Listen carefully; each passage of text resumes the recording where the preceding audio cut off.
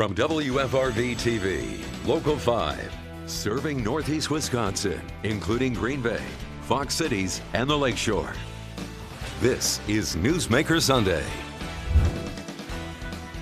Hello, and thank you for joining us for Newsmaker Sunday. I'm Michelle McCormack, filling in for Tom Zalaski.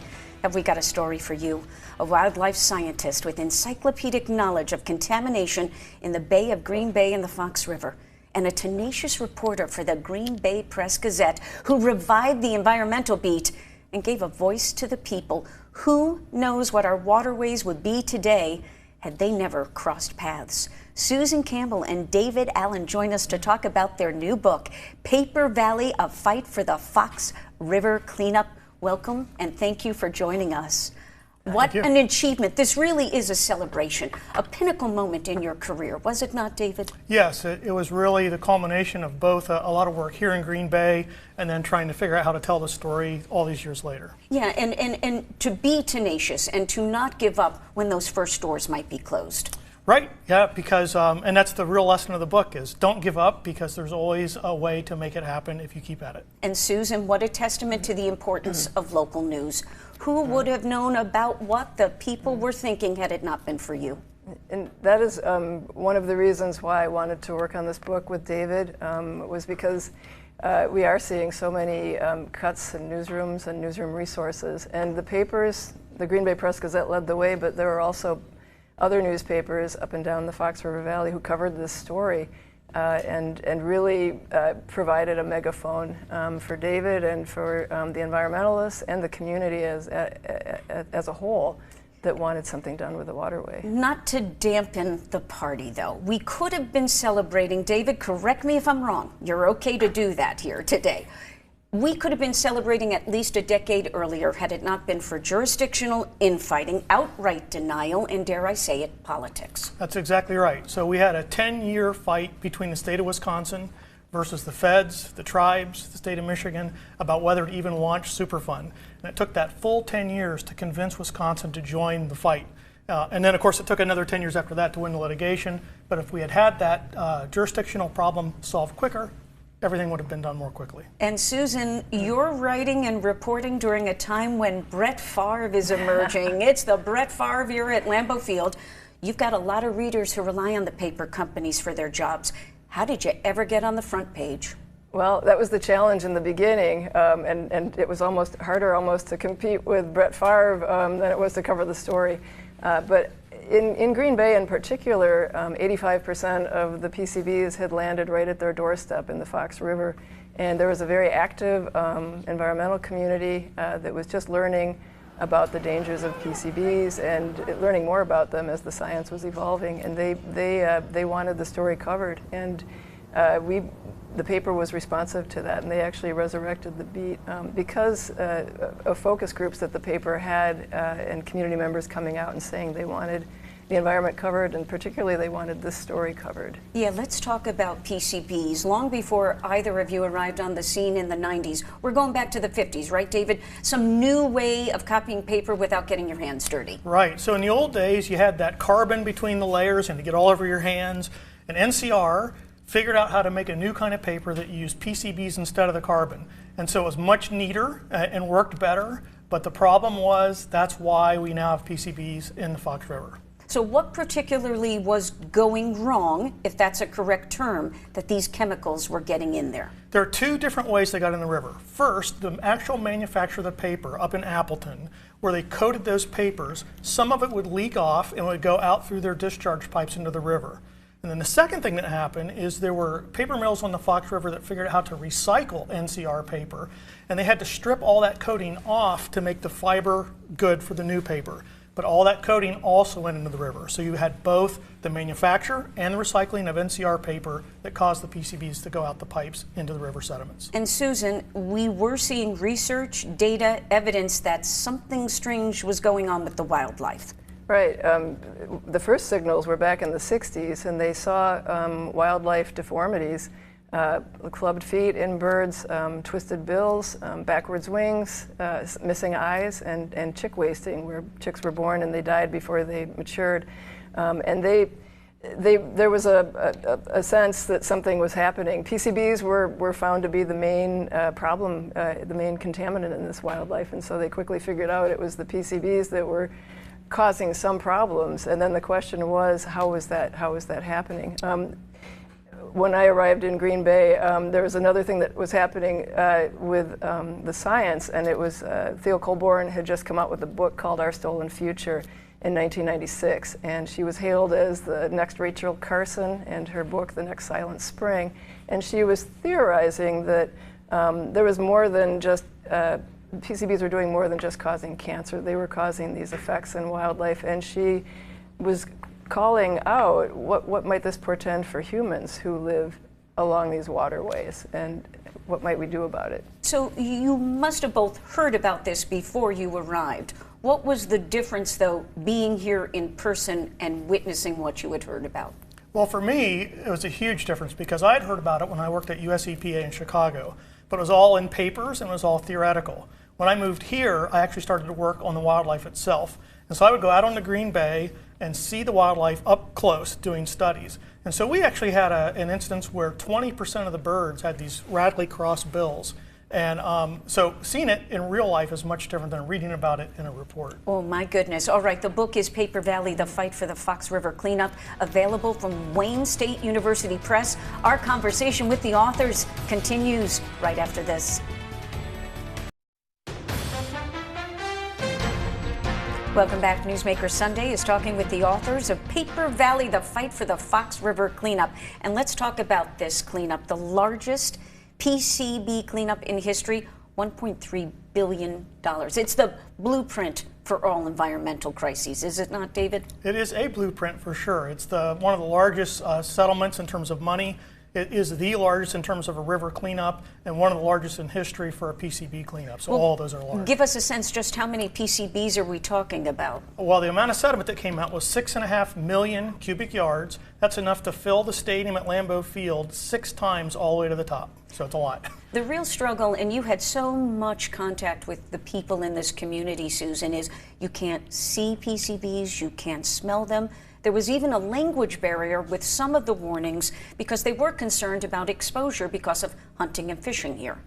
Right, there were fish advisories up and down the Fox River and in the Bay, fish consumption advisories, which were limiting how much people could eat fish safely. But some of those advisories they were finding weren't reaching everybody, and one of the communities that it wasn't reaching appropriately was the Hmong community. There were a lot of subsistence fishermen among the Hmong community in Green Bay, and the concern was, and I actually spent some time interviewing them. I'd go to the river and I'd see them fishing and filling their buckets with fish, and I would say, do you realize that those are on the do not eat list, or you're not supposed to consume those? And they would say the water looks clean. There's nothing wrong with the water, and so they didn't believe the advisories. They were aware of them, but there was nothing in their native tongue from Laos that described an invisible contaminant like PCBs. And so they would look at the water and say it looks fine, and they felt it was fine to eat. There was one other thing, that another group that was being harmed by the PCBs, and it was women, and particularly pregnant women with children and their children. There were some studies that showed that the fish advisories were handed out when people purchased their fishing licenses, and number one, there weren't enough advisories to go with all the fishing licenses that were handed out, and the other side of the story was that most of the fishing licenses were purchased by men, and they weren't always bringing that fish consumption advisory home to their wives, who would then cook the fish and feed the children. So, David, I got to think people listening to this now are going to ask you, how are the fish now? How are the birds now? How is the water now? Well, there's good news and bad news. The good news is everything is getting better, and the speed with which they're getting better is increased after the cleanup. The bad news is it's still going to take a while. So in the Fox River itself, walleye are still under some advisories, but they're getting closer and closer to unlimited consumption. So we're hoping in the next few years they'll actually make it across that threshold where you can eat as much as you want. What was the linchpin to getting the paper companies to accept responsibility and then pay for the cleanup? I would say there's two parts to that. One, we had to win in court, and so that took most of the 2000s to win in court, a bunch of court cases. But in order to win the court cases, we had to first do the Superfund project and follow the rules of Superfund to create what's called an administrative record. And it's this very long record of all the science, all the technical input, and we did that by the book to make sure that we would win in court, which is exactly what happened. Yeah, documentation is critical for anyone with a concern, with a cause, and we have so many ways to document now that we didn't have back then. That's right. Yeah, in those old days, everything was by hand. So I even had to do, most of the notes for the book are 2,000 pages of handwritten notes that I made in the day. So now it's a little bit easier, but it's still important to keep all those records. Susan, I have to ask you, did you ever feel as if somebody was trying to interfere with your work and your reporting? You know, I did not, and I think that's absolutely to the newspaper's credit, the Press-Gazette's credit. I know there were forces that would prefer not to have had our reporting be as aggressive about the Fox River cleanup as it was, and it was giving light to the story that was also fueling public outrage. But no, I was shielded from any criticism or personal limitations on my reporting, and I give that credit to our executive editor at the time, Carol Hunter, who's no longer at the paper. She's moved on, but she set out to make sure that this story was covered, and that it was covered thoroughly and accurately. And David, how did you get all the agencies to work together, and how did you make seemingly at the beginning a foe, the paper companies, to all get on board so Wisconsin could collectively celebrate the cleanup and say we all did our part in the end? It was a series of very obstinate dominoes that had to be pushed over one at a time. So I had to first convince the people in my own office, and then I had to convince the people in the Department of Interior, which was quite difficult. But once we had them on board, we were able to go to EPA and convince them to come on board. And then the hardest was to bring all those forces together and basically have a really big fight with Wisconsin that went into the press and became a hot potato for the governor and for the secretary before they finally joined us. So it's a little affability, but a little putting pressure. That's right. All right, and it was the perfect combination. We're talking about why the Fox River is as clean as it is today. More from the authors when we come back on Fighting for a Cause and bringing about change when we come back. Stay with us.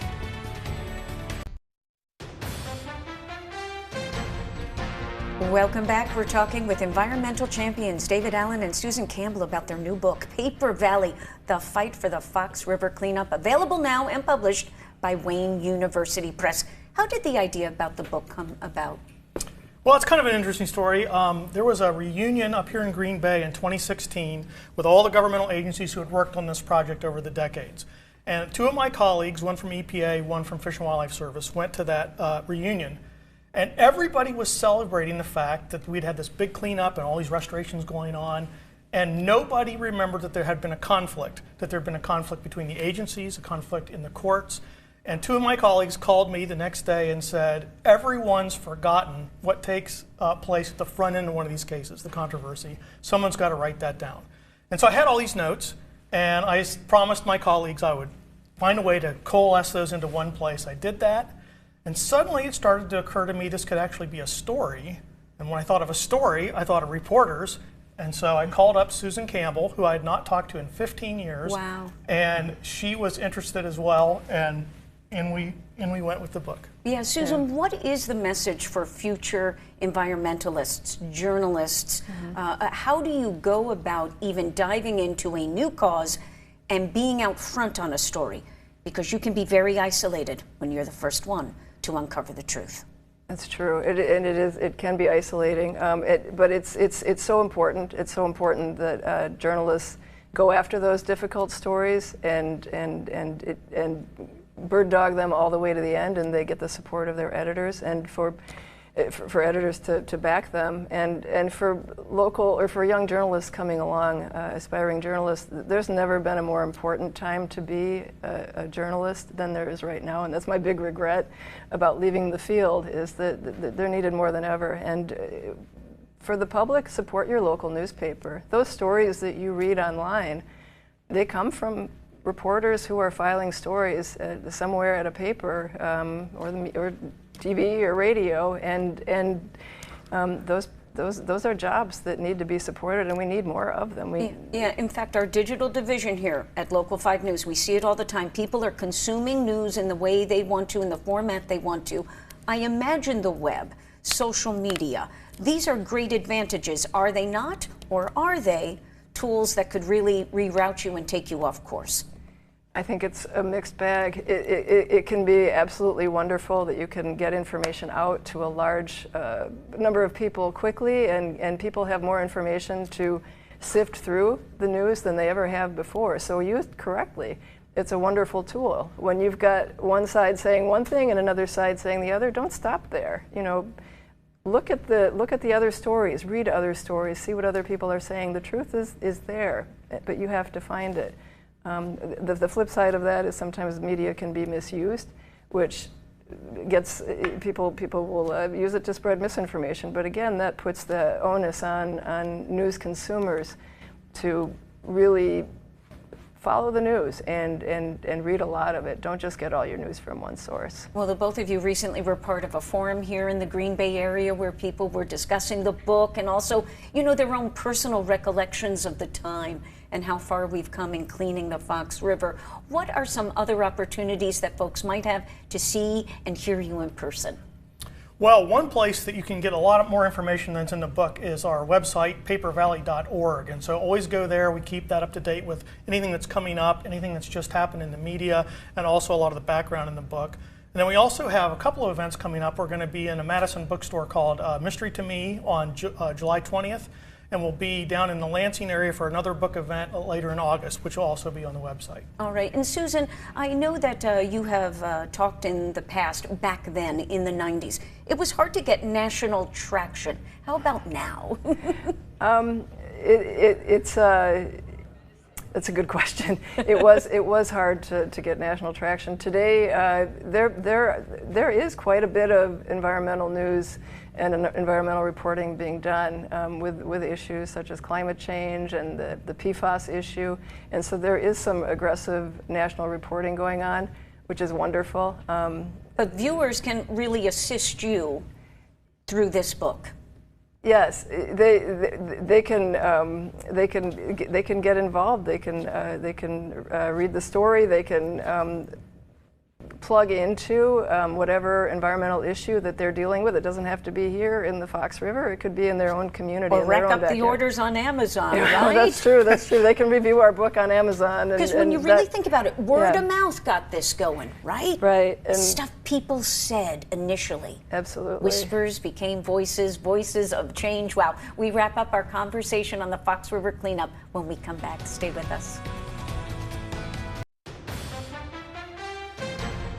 We're back with more of our conversation about the new book, Paper Valley, The Fight for the Fox River Cleanup. The authors join us right now. And David, I don't want to overlook the role of Native Americans and our tribes in not only the cleanup, the celebration of its success, but also the role in the future. Yeah, so the United Tribe and the Menominee Tribe were the two first trustees to join the federal government way back in the beginning. They helped launch the whole project. They've been with it all along. And they are now involved in the decisions on where to do restorations all around Green Bay, including on their reservation lands, including on tribal treaty rights lands. And so they're an important element to this story from the beginning all the way to the future. And Susan, you have appropriately mentioned that there were predictions of economic doom because of the cost to clean up the Fox River, but that didn't happen. No, and when we first started covering the story, Dave came out with a figure that it might cost $1 billion to clean up the Fox River, to do it correctly. And my first story generated incredible blowback from the community, saying that a $1 billion price tag would close down paper mills and people would lose thousands of jobs and the economy would shudder as a result. And we've seen just the opposite. Just a couple of weeks ago, Green Bay was named the top most livable city in the United States by U.S. News and World Report. Yes, thank you very source. much. And we never would have imagined that 25 years ago when the U.S. EPA was proposing the Fox River as a Superfund cleanup site.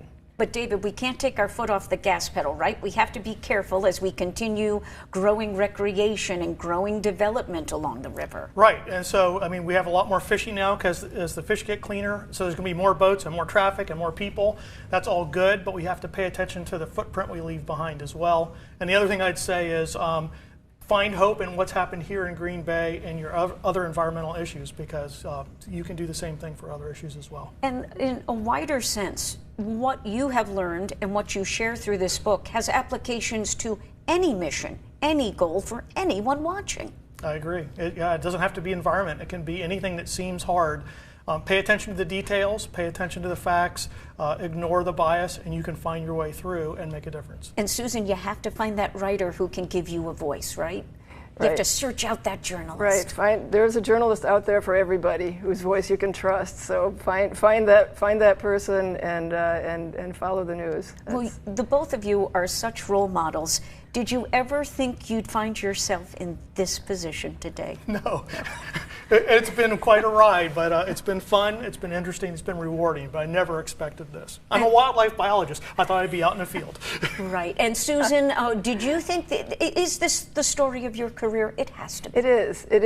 And I don't think there will ever be another one like it. There won't be, because I left journalism after leaving Green Bay, which was it was a very bittersweet decision, but I did for various reasons. But yes, it was definitely the story of a career. I arrived at the right time for this story that had all the makings of an incredible drama and an incredible success. I think the both of you have lit a spark that will help the future generations. Thank you so much, and congratulations. And anybody watching, if you have a newsmaker in your town that you think we should have on the show, send us an email at tips@wearegreenbay.com or message us on Facebook. Be sure to join us again Sunday at 7:30. On behalf of Tom Zalaski and all of us, I'm Michelle McCormack. Thanks for watching.